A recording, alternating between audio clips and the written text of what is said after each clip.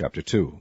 Then 14 years after I went up again to Jerusalem with Barnabas, and took Titus with me also, and I went by revelation, and communicated unto them that gospel which I preach among the Gentiles, but privately to them which were of reputation, lest by any means I should run, or had run, in vain.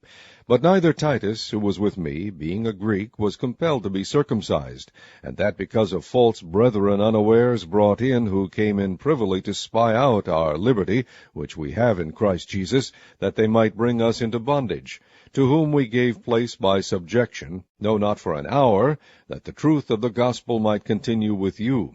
But of these who seem to be somewhat, whatsoever they were, it maketh no matter to me, God accepteth no man's person, for they who seemed to be somewhat in conference added nothing to me.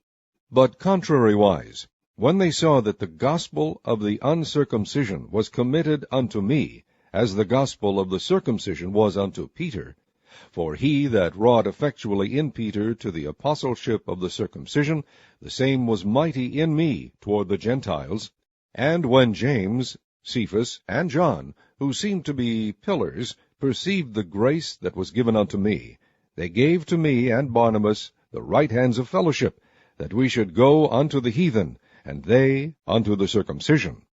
Only they would that we should remember the poor, the same which I also was forward to do. But when Peter was come to Antioch, I withstood him to the face, because he was to be blamed. For before that certain came from James, he did eat with the Gentiles. But when they were come, he withdrew and separated himself, fearing them which were of the circumcision. And the other Jews dissembled likewise with him, insomuch that Barnabas also was carried away with their dissimulation.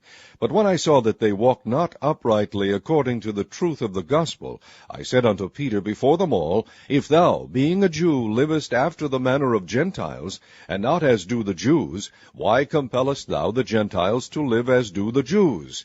We who are Jews by nature and not sinners of the Gentiles, knowing that a man is not justified by the works of the law, but by the faith of Jesus Christ, even we have believed in Jesus Christ, that we might be justified by the faith of Christ, and not by the works of the law. For by the works of the law shall no flesh be justified.